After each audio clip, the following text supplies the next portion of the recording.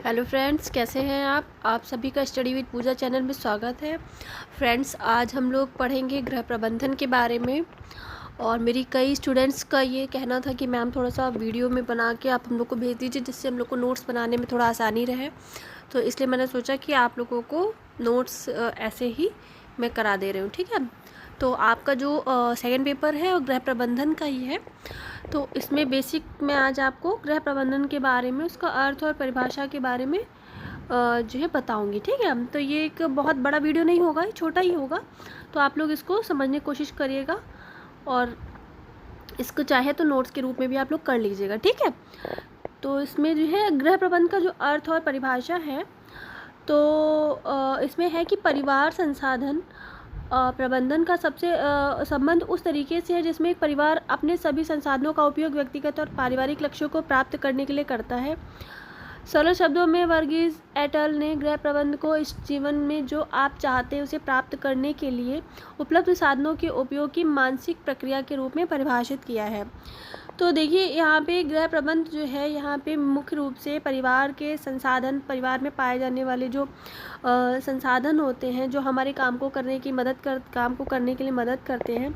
तो प्रबंध का उसका संबंध इस तरीके से यहाँ पे जो बात कहना चाह रहा है कि वो अपने पर्सनल, अपने जो खुद की चीज़ें हैं वो, और उसके पारिवारिक लक्ष्य जो होते हैं, जैसे छोटी छोटी घर की जो ज़रूरतें जिनको पूरा करना, उन सबको प्राप्त करने के लिए ही व्यक्ति प्रबंधन करता है। हम अपने जीवन में रेगुलर भी छोटी से छोटी चीज़ को, अगर किसी लक्ष्य को प्राप्त करना चाहते हैं तो उसके लिए भी हम एक प्रबंध के रूप में ही काम करते हैं, लेकिन वो छोटा लक्ष्य होता है।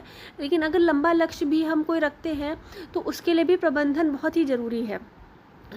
और उसके बाद में इसमें यह भी है कि हमारे तुरंत, मतलब वर्तमान जीवन में जो चल रहा है उसको प्राप्त करने के लिए भी उपलब्ध संसाधन के उपयोग की मानसिक प्रक्रिया के रूप में परिभाषित किया है कि हमारे पास जो भी साधन उस चीज़ से संबंधित है उपलब्ध, उसको लेके हम अपने लक्ष्य को प्राप्त कर सकते हैं और इसके लिए प्रबंध किया जाता है, ठीक है। तो ग्रास और कैंडल, ये बहुत इंपॉर्टेंट एक नाम है। ग्रास और कैंडल ने बहुत सारी परिभाषाएँ दी हैं जो हमारे आगे के एग्ज़ाम में भी काम आती हैं। तो ने होम मैनेजमेंट के लिए एक सरल परिभाषा दी है कि जैसा कि आप जो चाहते हो उसे प्राप्त करना है, मतलब प्रबंध के माध्यम से हम जिस तरह का लक्ष्य चाहते हैं उसको हम लोग पा जाते हैं। और आपके पास क्या है, यहाँ पे संसाधन की बात ही यही है कि जो है हमारे पास जो चीज़ें हैं उनका उपयोग करते हुए हम अपने लक्ष्य को प्राप्त जब करते हैं, वो भी क्या कहते हैं, एक प्रबंध के रूप में। तो ये सारी चीज़ें ही गृह प्रबंध के अंतर्गत आ जाती हैं। तो जैसे इसमें संसाधन में दिया हुआ है कि जैसे कि समय, ऊर्जा, धन, ज्ञान, कौशल, भौतिक वस्तुएं आदि, और जो आप जो चाहते हैं निर्धारित लक्ष्य है। ग्रास और कैंडल ने प्रबंध की परिभाषा को और विस्तारित किया है क्योंकि इसमें लक्ष्यों को प्राप्त करने के लिए संसाधनों का उपयोग करने की, निर्णय लेने की प्रक्रिया शामिल होती है। यहाँ पे ग्रास और कैंडल का कहना ही ये है कि जब भी हम कोई प्रबंध का कार्य करेंगे तो उसके लिए हमको सबसे पहले तो अपने कार्य को करने के लिए निर्णय लेना पड़ेगा कि हमको कोई कार्य करना है तो कैसे करना है और किस तरीके से करना है। तो इसके लिए हमें निर्णय लेना पड़ेगा कि सबसे पहले तो हमें प्रबंध करना है तो किस चीज़ के लिए करना है, क्या करना है। तो ये सारे बिना निर्णय के कोई कार्य नहीं हो सकते हैं, ठीक है। तो ये ग्रास और कैंडल का भी कहना है। फिर इसके बाद में निकेल और डॉर्सी ने भी, ये भी बहुत फेमस हैं इस पेपर में, इनकी भी परिभाषाएं एग्ज़ाम वगैरह में, हायर एग्ज़ाम में भी पूछी जाती हैं। तो इनका कहना है कि निकेल और डॉर्सी ने कहा कि प्रबंधन को वांछित छोरों की उपलब्धि के लिए, वांछित छोरों का मतलब यहाँ पे लक्ष्य से है कि उपलब्धि के लिए एक नियोजित गतिविधि के रूप में परिभाषित किया। देखिए, यहाँ पे एक नियोजित गतिविधि का मतलब यह है कि स्टेप बाय स्टेप इसको जो है परिभाषित किया है कि स्टेप बाय स्टेप आप जब फॉलो करेंगे तो आप अपने वांछित लक्ष्य को प्राप्त कर लेंगे। वांछित का मतलब हम अपने इच्छा अनुसार जो लक्ष्य चाहते हैं उसको प्राप्त कर लेंगे। इसमें मूल्यों का वजन और निर्णय लेना भी शामिल है। यहाँ पे इन्होंने फिर प्रबंध के प्रेरक तत्वों में से जो मूल्य है, स्तर है, लक्ष्य है, इन सब की बात करी यहाँ पे। फिर मैरी पार्कर फोलेट ने प्रबंधन को लोगों के माध्यम से चीज़ों को प्राप्त करने की कला का। देखिए, यहाँ पे जो हमारे दार्शनिक हैं, वो थिंकर है, वो हमारे अलग अलग तरीके से हमको एक ही बात को समझाने की कोशिश कर रहे हैं। कोटिजन ने भी कहा है कि गृह प्रबंध एक व्यवहारिक विज्ञान है। सीतारमण एटल ने कहा है कि घर का प्रबंध हर परिवार में एक महत्वपूर्ण कार्य के रूप में है। तो बिल्कुल सही बात है, व्यवहारिक है। जिसको हम अपने व्यवहार में लाके कोई कार्य को करते हैं तो ये व्यवहारिक विज्ञान कहलाता है और परिवार में एक महत्वपूर्ण कारक के रूप में है और जो परिवार के सदस्यों के लिए संपूर्ण स्वास्थ्य, खुशी, खुशहाली और उच्च जीवन स्तर में योगदान भी देता है। तो बिल्कुल सही बात है कि एक अच्छा प्रबंध जब होता है तो परिवार में अपने आप ही स्वास्थ्य, खुशहाली, मतलब खुशियाँ भी आती हैं और हमारा जीवन स्तर जो स्टैंडर्ड होता है वो ऊंचा उठता है समाज में।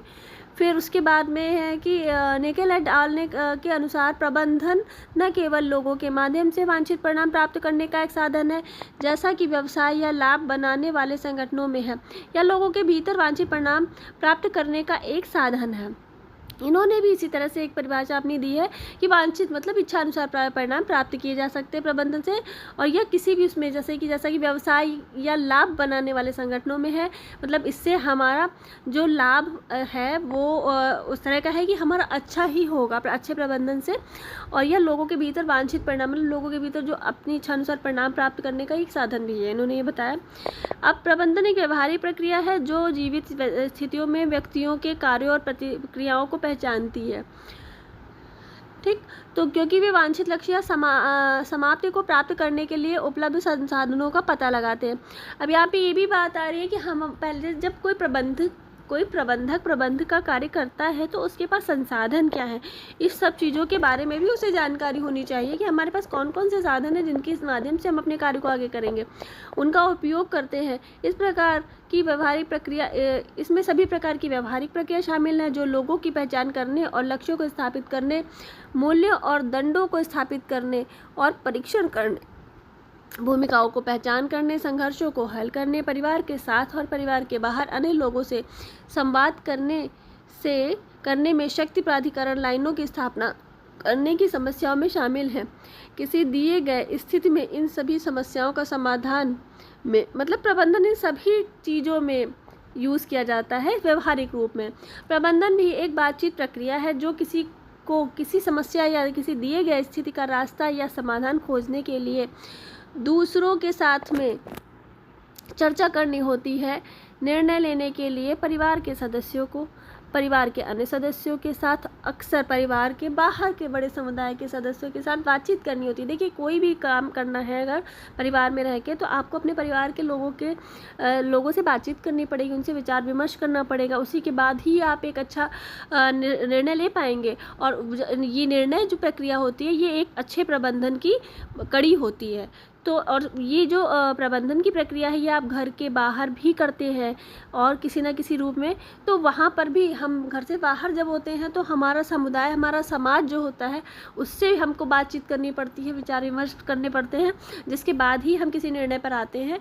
तो ये सब कड़ियाँ जो है हमारे एक प्रबंध का हिस्सा है। फिर उसके बाद में इसके बीच में बातचीत एक माध्यम है। फिर घर का प्रबंध हर परिवार में महत्वपूर्ण कारक है जो परिवार के समग्र स्वास्थ्य, खुशी और कल्याण में योगदान देता है। गतिविधि के हर क्षेत्र में आज प्रबंधन एक महत्वपूर्ण कारक है। प्रबंधन की अवधारणा नियोजित गतिविधि के माध्यम से वांछित लक्ष्य को प्राप्त करने से संबंधित है। यह परिवार के रहने का एक अनिवार्य घटक है। गृह प्रबंध घर के वातावरण में मानवीय संबंधों का स्वाभाविक परिणाम है।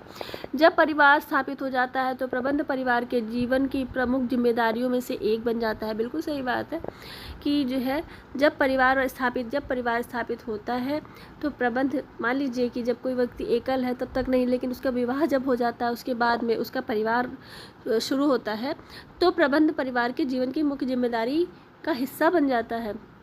गृह प्रबंध घर के लिए प्रबंधन के सिद्धांतों के व्यवहारिक अनुप्रयोग से संबंधित है। गृह प्रबंधन परिवार में रहने का प्रशासनिक पहलू है। देखिए, जो शब्द इस्तेमाल किए जा रहे हैं यहाँ पे, व्यवहारिक प्रक्रिया या ये प्रशासनिक पहलू, ये सारी चीज़ें बहुत ही इम्पॉर्टेंट होती है, क्योंकि हमें कभी कभी एग्ज़ाम में क्वेश्चन जब आता है तो उसमें पूछा जाता है कि प्रबंध को आप किस तरीके से जान सकते हैं या प्रबंध की क्या क्या विशेषताएं हैं। तो उसमें ये सारे शब्दों को लेकर आप हेडिंग बनाकर भी किया जा सकता है कि एक प्रशासनिक के रूप में, एक व्यवहारिक विज्ञान के रूप में। तो इम्पॉर्टेंट चीज़ें हैं। गृह प्रबंध का अध्ययन अंतर मूल्यों, मानकों और लक्ष्यों से जुड़ा हुआ है जो परिवार के सदस्यों के जीवन, विचारों, भावनाओं और अनुभवों को अर्थ देते हैं। वे मूल्य, मानक और लक्ष्य जो एक दूसरे से निकटता से जुड़े हैं परिवार को अपने इच्छित लक्ष्यों को प्राप्त करने के लिए निर्णय लेने के लिए प्रेरित करते हैं। देखिए, जो निर्णय प्रक्रिया है, डिसीजन मेकिंग है, या मूल्य स्तर और लक्ष्य, ये तीनों भी प्रेरक तत्व होते हैं एक प्रबंध के। ठीक है, तो अब यहाँ पे फिर परिभाषा है वहीं घरेलू प्रबंध सभी देशों में है। सबसे आम लोगों को रोजगार, सबसे अधिक पैसा संभालना और लोगों के स्वास्थ्य के लिए मौलिक महत्व है। इसी प्रकार से मैनेजमेंट को लेकर बहुत सारी ऐसी परिभाषाएं ग्रास और कैंडल, कोटिजन ने और निकल डार्सी ने, इन सभी लोगों ने दी हैं। तो अब उसके बाद में आरपी देवदास ने भी देखिए यहाँ पे अपनी परिभाषा दी है, और उन्होंने देवदास ने होम मैनेजमेंट मतलब गृह प्रबंधन की तुलना एक डैम मतलब कि बांध से की है और संसाधनों की बारिश के पानी से की है। बारिश का पानी एक डैम में जमा किया जाता है और आवश्यकता के समय पर पानी की आपूर्ति, बिजली और सिंचाई के लिए उपयोग किया जाता है। मतलब यहाँ पे ये है कि ठीक उसी प्रकार देखिए आगे भी लिखा है इन्होंने कि जैसे कि सभी मानव और गैर मानव संसाधन DM of home science home management में जमा किए जाते हैं। मतलब यहाँ पे कुछ संसाधन ऐसे होते हैं जो मानवीय होते हैं, कुछ अमानवीय होते हैं, जो हम आपको अगले वीडियो में बताएंगे। तो उनका उपयोग जो है घर बनाने, शिक्षा और बच्चों के विवाह और अन्य विभिन्न उद्देश्यों के लिए किया जाता है। संसाधनों का उपयोग करके परिवार के लक्ष्यों को प्राप्त किया जा सकता है। तो इसी प्रकार से बहुत सारे थिंकर्स हैं जिन्होंने अपनी अपनी परिभाषाएं अपने हिसाब से दी हैं, और सभी परिभाषाओं का उद्देश्य प्रबंधन को कैसे करना, कैसे क्या होता है, यही सब उसके बारे में दिया हुआ है। देवदास के गृह प्रबंधन की परिभाषा में लिखा हुआ है कि सरल शब्दों में गृह प्रबंधन एक परिवार है जो समान उद्देश्यों के लिए एक साथ काम करता है। कार्य योजना तैयार करना, उपलब्ध संसाधनों को संगठित करके और नियंत्रित करके उपयोग की जिम्मेदारी का साझाकरण भी करता है। इनका मतलब यहाँ पे है कि कोई भी कार्य जब किसी कार्य को किया जाता है तो कार्यक्रम नियोजन की एक रूपरेखा बनाई जाती है। नियोजन का मतलब किसी योजना को बनाना जिसके अंतर्गत हमारे संसार जो क्या कहते हैं, कोई भी कार्य जब हम योजनाबद्ध रूप से करते हैं तो उसमें हमारे नियंत्रण, संगठन, नियंत्रण, मूल्यांकन, ये सारी चीज़ें आ जाती हैं। तो इन सब को करते हुए ही हम किसी प्रबंध को करते हैं। इसमें गृहिणी की प्रबंध की क्षमता, उसकी रुचि, परिवार के अन्य सदस्यों को प्रेरित करने की क्षमता, परिवार के विकास के लिए एक सामान्य लक्ष्य प्राप्त करना शामिल है। प्रभावी प्रबंधन बुद्धिमान निर्णय और संसाधनों के उचित उपयोग करके लक्ष्यों को प्राप्त करने की संभावना को बढ़ाता है। एक अच्छी तरह से प्रबंधित घर वह है जिसमें गृहिणी ने योग्यता की डिग्री हासिल की है, अच्छी तरह से परिभाषित लक्ष्यों या उद्देश्यों के लिए कार्य करता है। देखिए यहाँ पे ये है कि कोई भी गृहिणी किसी घर को चलाने की मुखिया होती है, और गृहिणी के बिना कोई घर भी पूरी तरह से संपूर्ण नहीं माना जाता है। तो यहाँ पे ये बात है कि गृहिणी को योग्य होना चाहिए अपने घर के प्रबंध को सुचारू रूप से चलाने के लिए। तो बस वही बात लिखी हुई है कि अच्छी तरह से परिभाषित लक्ष्यों या उद्देश्यों के लिए काम करता है। ये हासिल होने पर उसे संतुष्टि की भावना प्राप्त। भाई कोई भी कार्य जब आप करते हो तो अच्छे तरीके से जब आपका कार्य निपट जाता है तो आपको एक संतोष प्राप्त होता है, आपको मानसिक संतुष्टि प्राप्त होती है। वही बात यहाँ पे कहना चाह रहा है कि एक होम मेकर एक निर्माता उपभोक्ता के रूप में कार्य करता है और परिवार के लक्ष्यों को प्राप्त करने के लिए विभिन्न गतिविधियों का समन्वय करता है। वह घर को इस तरह से प्रबंधित करता है कि परिवार के सभी सदस्य संतुष्ट हों और परिवार लक्ष्यों को प्राप्त कर सके। हमारे जीवन में होने वाले परिवर्तनों का प्रभाव आज के जीवन में घर के प्रबंध पर पड़ता है। प्रबंधन की प्रक्रिया परिवर्तन से निपटने की एक तर्कसंगत और बुद्धिमान विधि मानी गई है।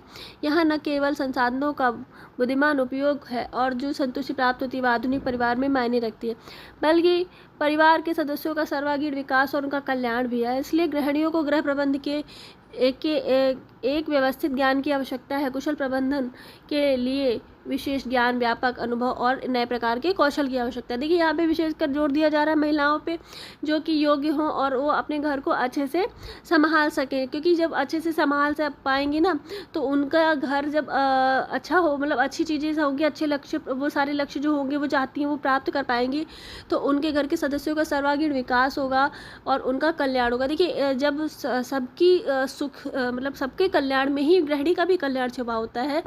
तो इसीलिए जो है एक गृहिणी कुशल होगी तो वो अपने परिवार के सभी सदस्यों की चीज़ों को ध्यान में रखते हुए ही कोई प्रबंध का कार्य करेगी।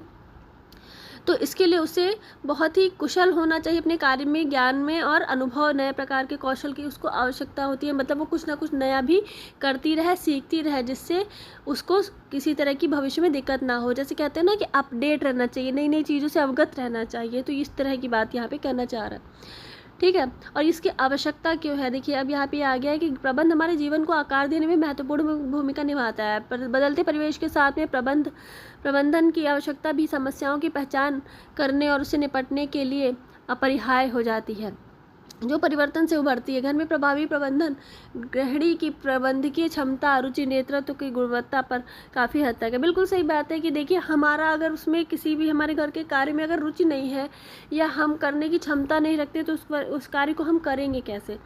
तो इसीलिए जो है, कुछ भी हमें अगर अपने काम को करना है तो उसके लिए हमारा उसमें ध्यान देना, उस हमारा मतलब इंटरेस्ट होना बहुत ज़रूरी है। हमारे पास वो काम को करने की क्षमता होनी चाहिए और हम एक अच्छे नेतृत्व को करते हुए ही एक अच्छा प्रबंधन कर सकते हैं और अपने लक्ष्य को प्राप्त कर सकते हैं। ठीक है, तो ये सारी बातें जो है इस मतलब गृह प्रबंधन की आवश्यकता इसीलिए होती है कि एक महिला अपने घर को इसी सारी चीज़ों को ध्यान में रखते हुए ही आगे बढ़ा सकती है। अब वहाँ पे अगर घर का मेन मुखिया ही चीज़ों में इंटरेस्ट नहीं लेगा तो फिर प्रबंध का कार्य कैसे आगे बढ़ सकता है। फिर इसके बाद में हमारे आधुनिक तकनीकी वातावरण में जहाँ परिस्थितियाँ जटिल और अत्यधिक लचीली हैं, जहाँ कई विकल्प संभव हैं और जहाँ परिवर्तनों का मूल्य अधिक तेज़ी से बढ़ता है, प्रबंध की आवश्यकता आवश्यक है। अधिक तनाव और तनाव के बिना हर दिन के कार्यों को करने के लिए गृहिणी को घर बनाने में विभिन्न पहलुओं के बारे में जानना पड़ेगा। सही बात है कि देखिए, घर है, घर में बहुत सारी बातें होती हैं, बहुत सारी चीज़ें होती हैं, लेकिन अगर वो तनावग्रस्त रहेगी तो उसका किसी चीज़ पे फोकस नहीं होगा, उसका ध्यान नहीं जाएगा, वो अपने कार्य को सुचारू रूप से कर नहीं पाएगी। तो गृहिणी को ऐसा होना चाहिए कि अगर कोई समस्या भी है तो उसे निकलने का रास्ता खोजना चाहिए और प्रत्येक दिन अपने कार्य को दिन पर दिन अच्छे से अच्छे करने की कोशिश करनी चाहिए। और उसको अगर कोई भी काम है तो घर के कार्य को मतलब अलग अलग पहलुओं से सोचना चाहिए कि इसको किस प्रकार से करना चाहिए। ठीक है, तो ये सारी चीज़ें, और इसमें लिखा हुआ है कि इसमें निम्न का अध्ययन, तो इसमें बहुत सी जो छोटे छोटे पॉइंट्स हैं इसको एक बार आप पढ़ लीजिएगा कि योजना और कार्यवाही का संगठन और परिवार के सदस्यों से उचित लाभ के लिए भी घर के विभिन्न संसाधनों का नियंत्रण उपयोग, फिर उसके पारिवारिक अर्थव्यवस्था और पारिवारिक आय के उचित वितरण। देखिए, यहाँ पे अर्थव्यवस्था का मतलब यहाँ पे हमारे घर के बजट से है कि परिवार में जो पैसा आता है उसको, जो आय आती है, जिस तरीके से हमारे घर में पैसा आता है तो उसको हम किस तरह से वितरित करें, हम कहाँ पे कितना पैसा लगाएं। हमारी ज़रूरतें जो है पहले उनको लिखा जाएगा, फिर उसके बाद जो मुख्य ज़रूरतें हैं उन पे पहले पैसा खर्च किया जाएगा, फिर बाकी अन्य ज़रूरतों पे किया जाएगा। तो एक तरीके से प्रबंध का कार्य किया जाता है। फिर घर बनाने के सभी पहलू जैसे भोजन की लागत और आवश्यकताओं के संबंध में खाद्य पदार्थों की उचित पसंद की योजना बनाना, कपड़ों का चयन और निर्माण, लॉन्ड्री, बच्चे की देखभाल, घरेलू उपकरण की देखभाल और रखरखाव। तो यहाँ पे ये सारे पहलुओं को लिखा हुआ है कि इन सब पे आप जब देखिए, आप घर में जब बहुत सारी चीज़ें होती हैं तो इन सारी चीज़ों में जो हमारी मुख्य चीज़ें ज़रूरतें हैं, पहले कि रहने के लिए कम घर, खाने के लिए खाना, हर एक चीज़ छोटी छोटी जो है ये पहले, फिर बाकी चीज़ें आती हैं। तो गृह प्रबंध की परिभाषिक निष्कर्षों और पारिवारिक जीवन, आर्थिक, सामाजिक, मनोवैज्ञानिक, भौतिक, आध्यात्मिक और तकनीकी के विभिन्न पहलुओं को के ज्ञान का उपयोग करता है। यह जीवन संसाधनों को पूरा करने, समस्याओं को हल करने और संघर्ष को हल करने में मदद करता है। परिवार के संसाधनों के उपयोग के लिए इस ज्ञान को लागू करता है। देखिए, ये सारी चीज़ें जो होती हैं ये सब मिलके एक अच्छे प्रबंधन को एक अच्छे प्रबंधक को और अच्छा उस बना देती हैं और उसके लक्ष्यों को, उसके जो मनवांछित लक्ष्य उन सबको प्राप्त करने की ओर अग्रसर करती हैं। तो इसी के साथ में मैं अपने वीडियो को यहीं पे ख़त्म करती हूँ। और अगर आपको मेरा वीडियो ज़रा सा भी अच्छा लगा हो तो प्लीज़ लाइक करिएगा और हमारे चैनल को सब्सक्राइब कर लीजिए और बेल बटन को प्रेस कर